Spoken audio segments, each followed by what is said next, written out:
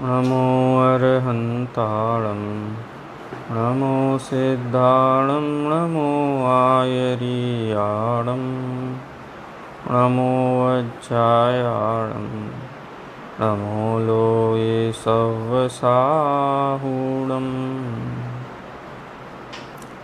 नमः श्रीवर्धमानाय निर्धूतकलिलात्मने सालोकानां त्रिलोकानां यद्विद्यादर्पणाय।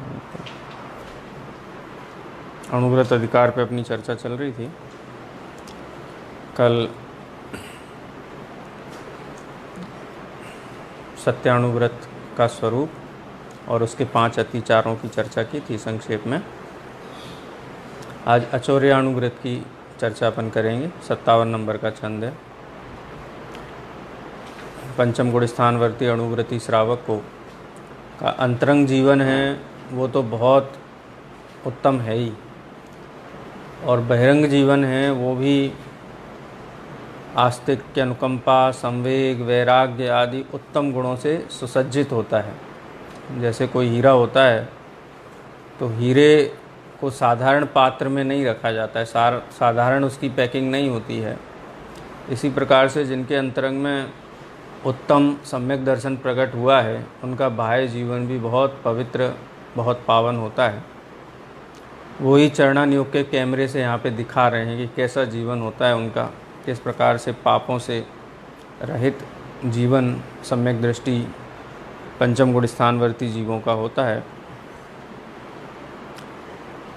छंद पढ़ते हैं। निहितं वा पतितं वा सुविस्मृतं वा परस्वमनविसृष्टं न हरति यन्न च दत्ते तदकृशचौर्यादुपारमणम्। ये परिभाषा हम सब ने बालबोध में पढ़ी है। चोरी किसे कहते हैं? निहितम माने रखी हुई, किसी की रखी हुई, पतितम गिरी हुई, सुविस्मृतम भूली हुई, और परस्व, परस्व माने किसी अन्य व्यक्ति की, परस्व माने किसी पर का स्व हो, माने किसी अन्य व्यक्ति की वो संपत्ति हो, और अविसृष्टम किसी अन्य की कैसी संपत्ति, अविसृष्टम माने दी ना गई हो। अविसृष्टम माने दी ना गई, किसी के बिना दिए, किसी की वस्तु को बिना दिए लेना, इसका नाम है चोरी, बिना दिए लेना। अब देखो, जो महाव्रत के धारी मुनि भगवंत होते हैं वो सूक्ष्म चोरी के भी त्यागी होते हैं। अब आपको लगेगा मिट्टी लेना भी चोरी है, पानी लेना भी चोरी है, कहीं चलते चलते पेड़ में पत्ते लगे हुए तोड़ लेना वो भी चोरी है, सब चोरी है ये। मुनि भगवंतों को तो इसका सूक्ष्म चोरी का भी त्याग है ना। तो जल और मिट्टी भी बिना दिए नहीं लेते। मिट्टी से तो कोई प्रयोजन है ही नहीं। अनुद्दिष्ट आहार के कहना चाहिए लेने वाले होते हैं, उद्दिष्ट आहार के त्यागी होते हैं मुनि भगवंत। तो आहार आदि भी दिया हुआ लेते हैं। वन खंडादिक में बहुत सारे सरस फल लगे हुए हों वृक्षों पर, कल कल झरना बह रहा हो, प्रासुक पानी झरने का। अब मुनि सोचें कि हम नगर तक क्यों जाएं, जब वन में ही सारी सुविधाएं उपलब्ध हैं तो वन में ही ग्रहण कर लेते। जैसे अन्य मतियों में होता है ना, देखो अन्य मतियों में क्या कहाँ रहते हैं साहब, जंगल में रहते, क्या खाते हैं कि हम तो वहीं जो कंदमूल फल आदि हैं उनका ग्रहण करते हैं, झरनों का पानी पीते हैं, उसको प्रशंसा भाव से देखा जाता है। और मुनि भगवंत कैसे कि इतनी सारी वस्तुएं उपलब्ध हैं, उन वस्तुओं को नहीं ग्रहण करते हैं। उसके लिए नगर में आते हैं, आंकड़ी लेकर के विहार करते हैं, आहारचर्या के लिए निकलते हैं। और जो जीव अत्यंत विनयवंत होकर के नवदा भक्ति पूर्वक पड़गाहन करके ये प्रतिज्ञा करके कि जो अन्न जल, जो आहार जल हम आपके लिए प्रस्तुत करना चाहते हैं वो अत्यंत शुद्ध है। अत्यंत शुद्ध है माने मन से भी हमने शुद्धि धारण करके, वचनों से भी शुद्धि धारण करके, काय से भी शुद्धि धारण करके उस आहार और जल को शुद्धि पूर्वक तैयार किया है, प्रासुक है, किसी जीव की उसमें विराधना ना हो, ऐसा हमने पूरा पूरा ग्रस्त जीवन के योग्य प्रयास करके आपके लिए जो आहार बनाया वो ही आहार ग्रहण करते हैं। आहार जल वहीं लेते हैं, जितना लेना है सब आहार जल वहीं लेते हैं। और शौच आदि के लिए भी जल उसी समय उसी श्रावक के द्वारा, जो बहुत मर्यादित है, कहना चाहिए 24 घंटे की मर्यादा वाला जल कमंडल में मुनि भगवंत वो भी वहीं से लेते हैं, वो भी कहीं अन्यत्र से नहीं लेते। मैंने शौच आदि के लिए प्रयोग में आने वाला जो जल है वो भी बिना दिए नहीं लेते, क्योंकि यह शब्द है ना, परस्व अविसृष्टम, बिना दिए हुए कुछ नहीं लेना है। निहितम वा पतितम वा सुविस्मृतम वा परस्व विसृष्टम, यानी 4 चोरी के यहाँ पर भेद बताया। अभी ये नहीं बताया कि त्याग स्थूल या, यहाँ चोरी की भी चार माने पॉइंट बनाए। पहला पॉइंट क्या है? निहितम। निहितम माने किसी ने कोई वस्तु रख दी थी।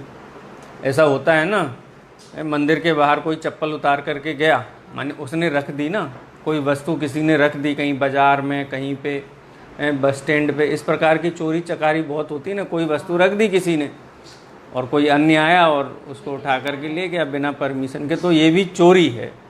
चोरी यहाँ वो चोरी तो ली नहीं, कौन सी, जो हथियार लेकर के बंदूक लेकर के जाते हैं, वो तो चोरी तो सारा जगत जानता ही है उसको, चोरी है। बलजबरी से किसी से ले लेना, घात लगाना, दीवार तोड़ के जाना, रात्रि को जाना, छिप करके जाना, वो तो सब जानते ही हैं। ये तो जैन दर्शन है, यहाँ पर परिणामों की ओर से पकड़ा जाता है। निहितम, किसी के द्वारा रखी हुई वस्तु को। पतितम, गिरी हुई वस्तु, कोई जा रहा था, पॉकेट में से कुछ गिर गया, भूलवश गिर गया, असावधानी से किसी के गिर गया और देख लिया कि ये गिरा है और उसको उठा करके और स्वयं ले लिया। सुविस्मृतम, अब कोई व्यक्ति आया हमारे यहाँ और कोई सामान था उसका छूट गया, वो भूल गया, और वो ऐसा भूला कि उसको याद ही नहीं आया, बिल्कुल यही याद नहीं है कहाँ गिरा, कैसे गिरा, तो वो तो भूल गया ना, उसको तो स्मरण में नहीं है, वो तो अपना स्वामित्व तो खो चुका है विस्मरण से। लेकिन आचार्य कहते हैं कि किसी के द्वारा भूली हुई वस्तु का ग्रहण करना भी चोरी है। और सबसे अंतिम भेद बताया परस्व अविसृष्टम, इसमें सब आ गया, बिना दिए लेना कि बिना दिए किसी भी वस्तु का ग्रहण करना चोरी है। हम बाद में बता देंगे, बाद में पूछ लेंगे। देखो, सम्यक दृष्टि जीव है, उनको क्लेश नहीं चाहिए, विसंवाद नहीं चाहिए जीवन में बिल्कुल भी। ऐसा होता है ना कई बार कि किसी ने बिना दिए कोई चीज़ ले ली, वो हम लोग आपको बता देते, बाद में बता देते, अब उसके कारण जो क्लेश हुआ उससे अपनी आराधना प्रभावित होती है। बड़े पंडित साहब ये बात कहते हैं कि जीवन इतना निष्पाप, अहिंसक और संतुलित होना चाहिए कि अपनी आराधना को कहीं डिस्टर्बेंस ना हो। हमारी धर्म की आराधना है, स्वाध्याय है, जो हमारी चर्या है, हमारा जीवन है, उसमें किसी भी प्रकार की कसाय की उत्पत्ति ना हो। भोजन भी करें तो ऐसे करें कि किसी के अन्य के प्राण पीड़ित ना हो, और अन्य के प्राण पीड़ित ना हो, अपने भी प्राण पीड़ित ना हो, ऐसा भोजन कर ले, गरिष्ठ कर ले। स्वास्थ्य करना हो, स्वास्थ्य बिगड़ जाए, अथवा गरिष्ठ भोजन इतना कर ले कि अपना स्वाध्याय छूट जाए, अपना जो अन्य गतिविधियां हैं वो गतिविधियां प्रभावित हों जीवन की। स्वास्थ्य भी बिगड़ेगा तो भी प्रभावित तो होने ही वाला है ना। जैसे अभी कोरोना का समय, इतनी सावधानी रखना है गमनागमन में, लेकिन फिर भी नहीं, हम तो जाएंगे, हम तो करेंगे, हैं। और ऐसे समय में यदि स्वास्थ्य बिगड़ जाएगा और कहीं हॉस्पिटल वगैरह में जाना पड़ेगा, कितना इसमें दोष होगा। तो इसलिए अपनी आराधना है, वास्तव में धर्म तो आत्मिक वस्तु है, बहुत निजी वस्तु है, अनंत आदि के प्रति बहुत बहुमान अनुराग का भाव भी है, ज्ञानी जीवों के प्रति भी है, उसको भी बहुत योग्य कहना चाहिए कि किसी भी प्रकार का जिसमें आशंका ना हो, निशंकित होकर के वहाँ प्रवृत्ति तो अवश्य करना चाहिए। लेकिन जहाँ संभावनाएं बहुत हैं और जहाँ ऐसी परिस्थितियाँ बन सकती हैं कि अपना स्वास्थ्य बिगड़े, और ये तो ऐसा है कि अपना स्वास्थ्य नहीं बिगड़े, अपना बिगड़ेगा, साथ में 4 लोगों का, परिवार के अन्य सदस्यों का बिगड़ेगा, जिनके भी संपर्क में आएंगे उनका भी बिगड़ेगा। तो बहुत सावधानी पूर्वक चलना चाहिए। यानी अपनी आराधना, अपने परिणाम, अपना जीवन किसी भी प्रकार से डिस्टर्ब ना हो। और खासकर धर्म आराधना की बात है, उसको मुख्य लिया। तो आराधना का मतलब भी हम क्या समझते हैं? आराधना का मतलब है भगवान के द्वारा बताए हुए वस्तु का स्वरूप सुनना, समझना, विचार करना, और वो विचार के बल से जीवन में जो विशुद्धि आती है, वो विशुद्धि का भी माने उस विशुद्धि का भी अनुभव करना, उस विशुद्धि को और बढ़ाना, उसका नाम आराधना है। अब आराधना का मतलब अपन ये समझें कि नहीं जाना है और ये करना है, ये करना है, सारी चीज़ें करना है। अभी मंदिरों में भी जा रहे हैं अभी, तो इस प्रकार से माने बहुत सावधानी की आवश्यकता है। आराधना कोई जड़ की क्रिया का नाम नहीं है, परिणामों की संभाल का काम है। भयभीत भी नहीं होना, ऐसा नहीं भय के कारण है, भय के कारण नहीं है।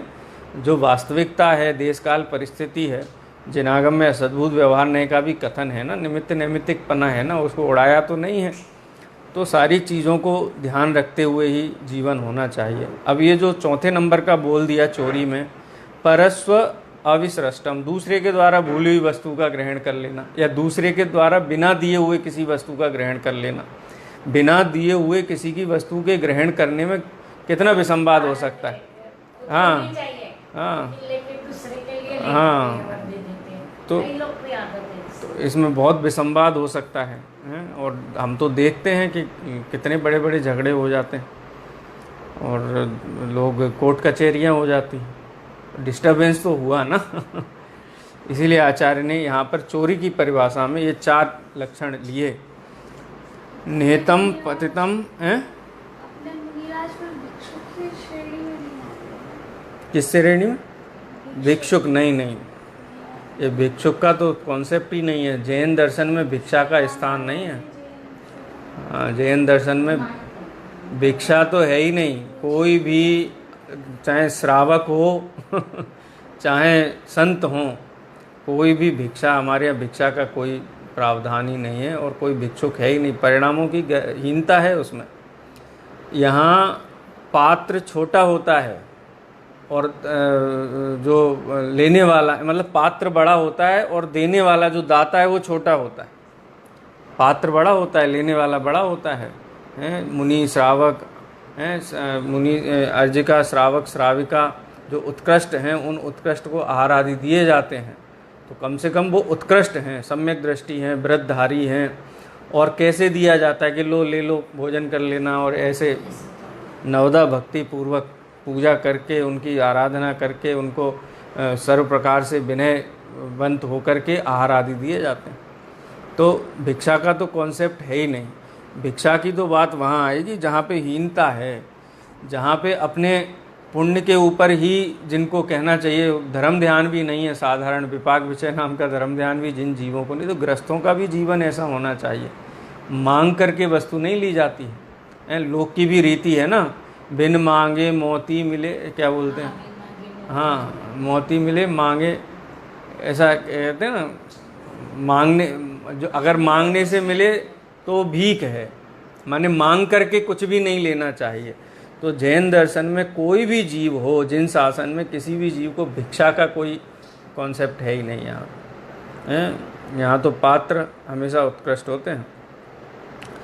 और न हरति यन्न दत्ते, न हरति, अच्छा कि किसी के द्वारा, अब ये जो अंतिम अपन कह रहे हैं ना, चोरी जिसको कहते हैं, हरण कर लेना किसी वस्तु का, कि न हरति यन न दत्ते, अन्य की वस्तुओं को न लेता है, और न दत्ते, क्या कहते हैं, अन्न न दत्ते, लेकर के और किसी और को दे देता है। 5 है ना, हर चीज़ में 5-5 प्रकार से लक्षण, 4 और 5 लक्षण आ रहे हैं यहाँ पे। किसी की रखी हुई वस्तु को उठा लेना, किसी की गिरी हुई वस्तु को उठा लेना, किसी के द्वारा भूली हुई वस्तु को ले लेना, किसी अन्य की वस्तु को बिना उससे पूछे, बिना बताए ले लेना, अथवा किसी की वस्तु को लेकर के किसी दूसरे को दे देना। ठीक है। निहितम वा पतितम वा सुविस्मृतम वा परस्वम अविसृष्टम वा न हरति यन्न च दत्ते, जो ना तो लेता है और ना उठा करके किसी दूसरे को देता है। अब देखो इसमें एक चीज़ आई, कई लोग ये प्रश्न पूछते हैं कि पंडित साहब कई जगह हमको पैसा कहीं पड़ा मिल गया, धन मिल गया, 10 20 50 का नोट मिल गया, तो क्या करें, उठाना चाहिए कि नहीं उठाना चाहिए? और हम अपने लिए नहीं लेते, कोई गरीब है उठा के उसको दे दिया, हैं गरीब नहीं है तो चलो हमने मंदिर में डाल दिया। तो यहाँ क्या कहा था, न हरति अन्न च दत्ते, कि ना तो स्वयं लेता है और ना किसी अन्य को देता है। किसी की पड़ी हुई, भूली हुई, रखी हुई, बिना दिए हुए किसी की वस्तु को लेकर ना तो स्वयं हरति, ना तो स्वयं लेता है और ना उस वस्तु को अन्य को देता है। अन्य को देना भी चोरी है। क्या करें ऐसे धन का? ऐसे छोड़ तो नहीं सकते। अरे भाई क्यों नहीं छोड़ सकते हैं? क्या है उस धन में? अपने एक कथा आती है ना, एक सेठ और सेठानी थे, बहुत धर्मवृत्ति वाले थे। तो सेठ और सेठानी दोनों जा रहे थे, तो मार्ग में स्वर्ण मुद्राएं पड़ी हुई थी। तो सेठ जी को ऐसा लगा कि कहीं सेठानी को लालच ना आ जाए, मुद्राएं देख करके वो उठाने का उद्यम ना करें, तो उन्होंने उसके ऊपर मिट्टी सरका दी, पैर से धूल सरका दी। तो सेठानी जी ने देख लिया। सेठानी जी क्या बोली, क्यों धूल पे धूल डालते हो? माने वो धूल ही है ना, पड़ा हुआ क्या है, धूल है। संपत्ति क्या है, धूल है। उससे कोई जीव सुखी नहीं होता है, किसी जीव के सुख का कारण नहीं है कि नहीं हमने तो अपने लिए तो नहीं लिया था, हमने तो गरीब को दे दिया, ज़रूरतमंद को दे दिया, कि मंदिर में डाल दिया। बोले कोई ये सब भी चोरी की श्रेणी में आती है। तुम्हें देना है ना, किसी के प्रति दया का भाव है तो स्वस्याति सर्गो दानम, परिभाषा है ना, सूत्र है तत्वार सूत्र में, स्वस्याति सर्गो दानम, स्वयं की वस्तु देना दान है। दूसरे की पड़ी हुई, भूली हुई, बिना कहे हुए वस्तु को लेकर के दे देना, इसका नाम दान नहीं है, ये चोरी है। स्वयं लेना या अन्य को दे देना। यन्न हरति यन्न च दत्ते तद अक्रस चौर्यादुपारमणम। अक्रस, अक्रस माने क्या हुआ, स्थूल, क्रस माने सूक्ष्म, अक्रस माने स्थूल। स्थूल चोरी का, स्थूल चोर्याद उपारमणम, उपारमणम, उपारमणम माने छोड़ना, त्याग करना। उपारमणम, जो कितने शब्द आए थे, वो आचार्य हर बार हर छंद में नए नए शब्द का प्रयोग करते हैं। पहले कहा था व्युपरमणम, जब 5 पापों का हिंसा की जब चर्चा की तो विपरमण शब्द का प्रयोग किया, फिर विरमणम शब्द का प्रयोग किया, फिर विप्रते शब्द का प्रयोग किया, फिर वैरमण शब्द का प्रयोग किया। अब यहाँ कौन सा शब्द आया है, उपारमणम। उपारमणम माने छोड़ देना। क्या छोड़ना, अक्रस चौर्य, अक्रस, क्रस माने सूक्ष्म और अक्रस माने स्थूल। स्थूल चोरी से विरक्ति, तद अक्रस चौर्यादु उपारमणम माने उसे अणुव्रत कहते हैं। अणुव्रत के लिए शब्द है ये, कौन सा, अचौर्याणुव्रत के लिए शब्द आया अक्रस चौर्यादुपारमणम। अक्रस चौर्यात उपारमणम माने स्थूल चोरी का त्याग, असूक्ष्म चोरी का त्याग। स्थूल कहो, असूक्ष्म कहो, अक्रस कहो, एक ही बात है। अथवा अणु है, अणु रूप से कहो तो तद अक्रस चौर्याद उपारमणम, उसे अक्रस माने स्थूल चोरी का त्याग कहते हैं। ये स्थूल चोरियां हैं। अब सोचो विचार करो आप, हैं सूक्ष्म चोरी क्या है फिर? स्थूल चोरी किसे कहते हैं आचार्य? कि ऐसी वस्तुओं को लेकर के स्वयं ले लेना या दूसरों को दे देना, इसका नाम तो स्थूल चोरी है। हैं? सूक्ष्म चोरी क्या है? पर द्रव्य के प्रति जो राग भाव है वही चोरी है स्थूल। पर द्रव्यंते भिन्न आप में रुचि, इसीलिए कहते हैं कि बिना उस सम्यक्त के पर द्रव्यों में जिसकी रुचि है, उस जीव को चौर्याणु व्रत या अचौर्य महाव्रत कैसे हो सकता है? कैसे हो सकता है? कि निश्चित रूप से बिना पर वस्तु के परिचय के पर वस्तु को अपने श्रद्धान में छोड़े बिना ये नहीं हो सकता है। नहीं तो लालसा ही लगी रहती, ये मिल जाए, ये मिल जाए। किसी का महल देखता है तो ये मुझे मिल जाए, किसी की संपत्ति देखता है तो ये मुझे मिल जाए। ये क्या है? ये भी चोरी है। एक परमाणु में भी स्वामित्व धारण करना, इसका नाम चोरी है। यहाँ कहा ना आचार्य ने, परस्व, पर की वस्तु, वस्तु व्यवस्था की ओर से देखा जाए तो पर क्या है? पर क्या है? एक ज्ञानानंद स्वभावी आत्मा को छोड़ करके जगत के सारे पदार्थ क्या हैं? पर हैं। उन पर पदार्थों में क्या करना? परस्व अविसृष्टम, कि जो पर पदार्थ हैं, अब पुद्गल द्रव्य है, अब पुद्गल द्रव्य में तो स्मृति होती नहीं है देहादि पदार्थ हैं, इनमें ज्ञानादि स्मृति आदि तो होती नहीं है। तो इन पदार्थों के ऊपर स्वामित्व बनाना ये भी चोरी है, सूक्ष्म चोरी है। आचार्य स्थूल चोरी का स्वरूप यहाँ पर बताते हैं। अब हम विचार करें कि मुनि भगवंतों के जीवन में कितने महाव्रतों की कितनी उत्कृष्टता होगी। जब एक श्रावक के जीवन में इतनी उत्कृष्टता है, तो जिनलिंगी परम दिगंबर मुनिराज जब पंच महाव्रत के साथ में इस धरा पर विराजते हैं, तो साक्षात जैन दर्शन ही हैं। आचार्य कुंद देव ने इस शब्द का प्रयोग किया है। जैन दर्शन क्या है? दिगंबर मुनि ही जैन दर्शन है। क्यों? क्योंकि उनके जीवन से वस्तु की जो व्यवस्था है, वस्तु का स्वभाव है, वो प्रस्फुटित होता है, वो दिखाई देता है। जैन दर्शन अद्भुत दर्शन है। यहाँ किसी व्यक्ति की पूजा का नाम धर्म नहीं है, यहाँ किसी क्रिया का नाम धर्म नहीं है। क्या करें, कितने बजे उठें तो धर्म हो जाएगा, क्या खाएं तो धर्म हो जाएगा, क्या पिएं तो धर्म हो जाएगा, कहाँ जाएं तो धर्म हो जाएगा, किससे मिलें तो धर्म हो जाएगा, किसकी माला फेरें तो धर्म हो जाएगा। धर्म क्या है? वस्तु स्वभावो धम्मो। आचार्यों ने परिभाषा दी कि जो वस्तु का स्वभाव है वही धर्म है। तो हमारे जीवन में धर्म कैसे आएगा? वस्तु का स्वभाव पहचानते हो हैं? वस्तु का स्वभाव बोले वो नहीं पहचानते, तो बोले धर्म नहीं आएगा। जो वस्तु के स्वभाव को पहचान करके पर पदार्थों से अति विरक्त हुए हैं, वो ही धर्म हैं। न यो धरति उत्तमे सुखे, न धर्मो धार्मिक बिना। धर्म धार्मिक के बिना नहीं होता है। धर्म क्या है?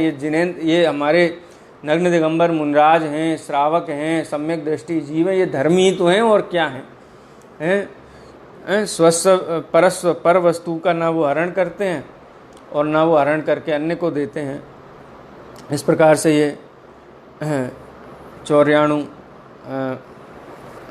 व्रत का यहाँ पर स्वरूप आया। अब इसके अतिचार गिनाते हैं। अतिचार क्या हैं? पंचम गुणस्थानवर्ती जीव। हाँ हाँ हाँ। जो बहुमूल्यम वस्तु अपमूल्येन गिनेरि विशेषयान्ति विनंदी लाए होपे भी तुमसे भी। हाँ, कोई बहुमूल्य वस्तु, हाँ हाँ, अति मूल्य ना, हाँ, वो भी चोरी है एक प्रकार से। उसमें तो बहुत सदाशिव दास जी ने तो बहुत सूक्ष्मता से, क्योंकि श्रोता के अनुसार उपदेश होता है ना, तो ज़्यादातर जो हैं सब व्यापार वाले हैं, इस प्रकार का कार्य करने वाले हैं। तो बोलते हैं कि लोक विरुद्ध करना, राज विरुद्ध करना, अन्याय पूर्वक लाभ वसूलना, ये भी चोरी की श्रेणी में ही है। गवर्नमेंट का टैक्स जो माने लोक नीति है, लोक नीति के हिसाब से चलना, वो भी चोरी ही है यदि लोक नीति के हिसाब से नहीं चलते हैं तो। अधिक मूल्य वसूलना है जितने का, अथवा मिलावट करना, वो भी चोरी है। उसमें काफ़ी विस्तार से सदाशिव दास जी ने लिया है। जैसे सोने में अन्य सोने जैसी को धातुएँ मिला करके उसको सोना बताना है, खाने पीने की वस्तुओं में मिलावट करना, किसी भी वस्तु में मिलावट करना, वो भी चोरी है। लेकिन वो सब ये जो यहाँ पर 4 भेद बताए हैं, ये 4 भेदों से वो बहुत स्थूल हैं। लोक में भी उनके दंड की व्यवस्था है, लोक में भी उस पर दंड दिया जाता है। यहाँ तो असावधानी से भी, प्रमाद से भी अगर अन्य की वस्तु का ग्रहण किया है तो वो भी चोरी की श्रेणी में आता है। और ये इसमें सबसे बड़ी वस्तु, सबसे बड़ा पॉइंट जिसको लोग पाप नहीं समझ के उल्टा पुण्य समझ लेते हैं कि हमने नहीं ली ना वस्तु, हमने तो दे दिया, हमने तो किसी ज़रूरतमंद को दे दिया, हमने तो मंदिर को दे दिया, हमने तो धर्म प्रभावना में लगा दिया। बोलते हैं कि अगर आपको धर्म प्रभावना का भाव है, यदि आपको किसी गरीब को देना है तो आप स्वस्यत्सर करो ना, स्वयं की वस्तु का दान देना चाहिए। अन्य की वस्तु उठा करके देना वो कोई दान नहीं है, उसमें कोई पुण्य का भाव नहीं, उसको तो स्थूल चोरी कहा है, सूक्ष्म भी नहीं कहा। क्या कहा है? स्थूल चोरी। अक्रस चौर्य उपारमणम, उस अक्रस चौर्य से जो उपारमित हैं, माने विरमित हैं, विरत हैं, वो उनको ये अचौर्य नाम का अणुव्रत होता है। अब इसके जो 5 अतिचार हैं उन अतिचारों की चर्चा करते हैं 58वें नंबर के छंद में। चौर प्रयोग चौरादर्था दान विलोप सदृश सन्मित्रा हीनाधिक विनिमानम पंचास्ते ये व्यतिपाता। वही बात आ गई ना, चोर प्रयोग। चोर प्रयोग माने कि अच्छा यहाँ कहा ना कि स्वयं किसी की भूली हुई, रखी हुई, गिरी हुई या बिना मांगे ली हुई वस्तु ना लेना ना देना, इसका नाम स्थूल चोरी है। स्थूल चोरी है। तो हम तो ना करें तो किसी दूसरे को तो कह दें कि बेटा ये पैसे पड़े उठा के मंदिर में डाल दो, इसकी अनुमति है? बोलते नहीं। चोर प्रयोग। चोर प्रयोग माने अन्य से चोरी कराना, अन्य से चोरी कराना, अन्य को चोरी का उपदेश देना। बोले हम तो धर्मात्मा हैं, हम तो व्रती हैं, लेकिन तुमने तो व्रत नहीं लिए हैं, तो तुम ये काम कर लो। तो ये भी उसी श्रेणी में ही आता है, इसको अतिचार में लिया गया है। चौर प्रयोग चौरार्था आदान। चौर अर्थ आदान। चौर माने जो चोरी की वस्तु है, चौर अर्थ माने चोरी से प्राप्त अर्थ, अर्थ माने वस्तु, चोरी से प्राप्त वस्तु का क्या करना? आदान करना, आदान करना। इसीलिए देखो जैन लोग ठगाए नहीं जाते बहुत आसानी से। ऐसी बहुत कहानियाँ सुनने को मिलती हैं कि फलाना फलाना कोई बाबा आया, कोई आया बहरूपिया आया, उसने ठग लिया। बोले क्या बोला था? कि उसने बोला था कि हमारे पास बहुत धन है, हम तुम्हें सस्ते दाम में दे देंगे, तुम ले लो। कि कहाँ से आया? वो हमको मिला एक जगह से, अब हम उसको जाहिर में तो दे नहीं सकते किसी को, तो ठगाए जाते हैं, है ना। चोर अर्थ आदान। चोरी का माल सस्ते में मिल जाए कि हमने तो नहीं चोरी की, चोरी का पाप चोर जाने।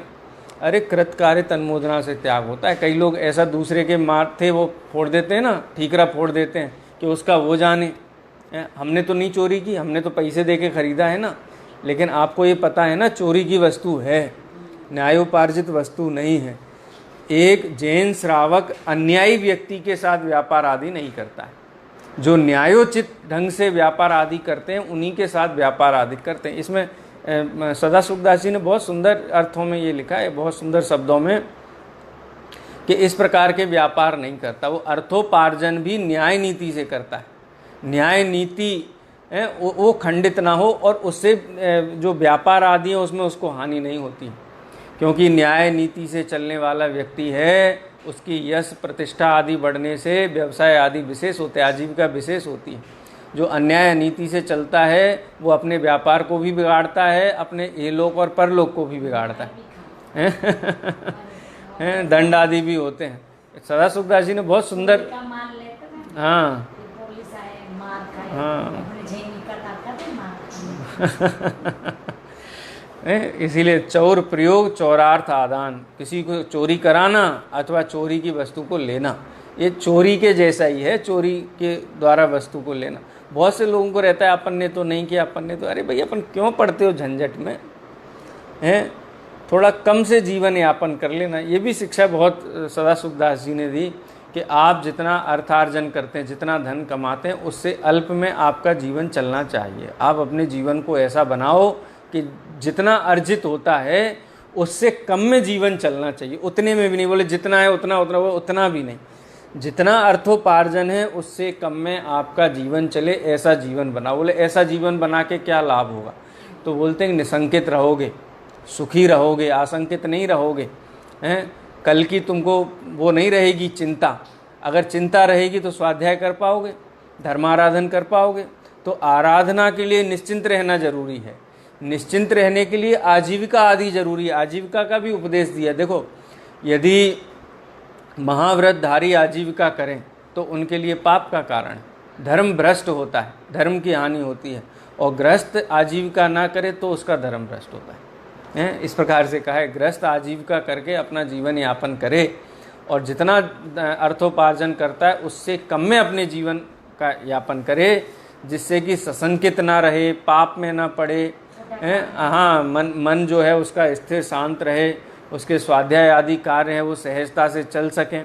बहुत सुंदर निरूपण। मेरा मन होता है कि मैं मूल छंद ले रहा हूँ, लेकिन बहुत अच्छा अनेक वो आए हैं। हाँ हाँ, ये मूल छंद पढ़ने के बाद में वो भी पढ़ना चाहिए, वो प्रैक्टिकल है जीवन का।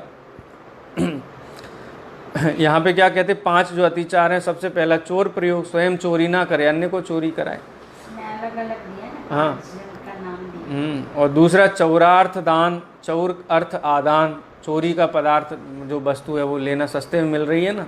अब देखो उसमें भी देखना, टैक्स भर के लेना कि बिना टैक्स के लेना। वो भी चौर अर्थ दान है ना, आदान है, हैं? जैन दर्शन के नियम विनियमों को जो फॉलो करे ना, उसके जीवन में कोई ऐसा कृत्य हो ही नहीं सकता कि उसके ऊपर किसी भी प्रकार का कोई आपत्ति आए। हैं, कोई कहे कि ऐसे तो एक पैसा नहीं कमा पाएंगे, पर ऐसा है ही नहीं, ऐसा संभव ही नहीं है कि न्याय नीति पूर्वक जीवन चलाए और अर्थोपार्जन ना हो। और यदि पाप के उदय से अर्थोपार्जन ना भी हो तो पूर्व में बांधा हुआ पाप है ना, वो तो माइनस हो रहा है ना वर्तमान में, तो हानि तो नहीं है। बहुत कर्जा लिया हुआ था पहले, अब वो कर्जा वर्तमान में कमाई करके चुका रहा है, तो हानि नहीं है, कर्जा चुक रहा है ना। तो ऐसा नहीं विचार करना चाहिए कि मैं न्याय नीति और पूर्वक और मतलब जो अहिंसक है इस प्रकार का व्यवसाय करूँगा तो अर्थोपार्जन नहीं होगा, धन नहीं आएगा, हमको दिखाई नहीं देता है तो थोड़ा बहुत तो पाप करना पड़ेगा, थोड़ा बहुत तो अन्याय नीति करनी पड़ेगी।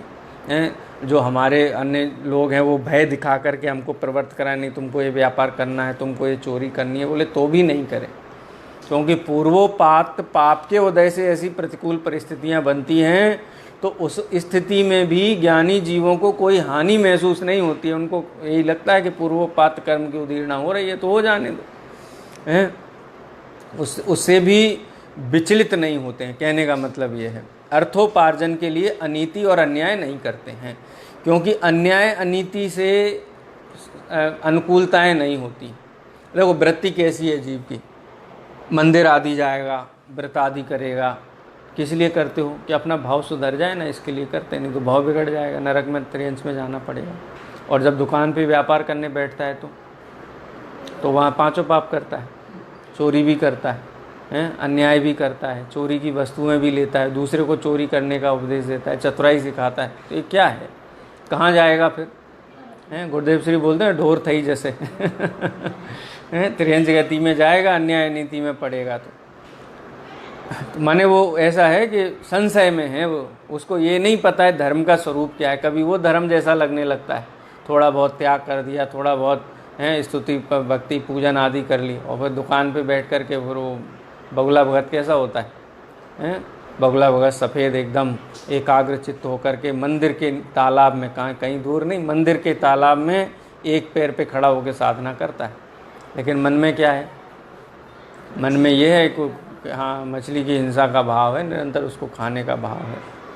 ऐसे ही वस्तु का स्वरूप समझे बिना बगुला भगत ही बनते हैं, सच्चे भगत नहीं बनते भगवान के, बगुला भगत बनते हैं। इसीलिए तो विपरीतता है, एक और धर्म करता है, भगवान का स्पर्श भी करता है, भगवान का अभिषेक आदि पूजन आदि कार्य भी करता है त्रिलोकी नाथ के, उनके द्वारा बताए हुए वस्तु स्वरूप को नहीं समझता है, और फिर अपने व्यवसाय लौकिक जीवन में पाप ही पाप है, वहाँ पे न्याय नीति कहीं दिखाई नहीं देती।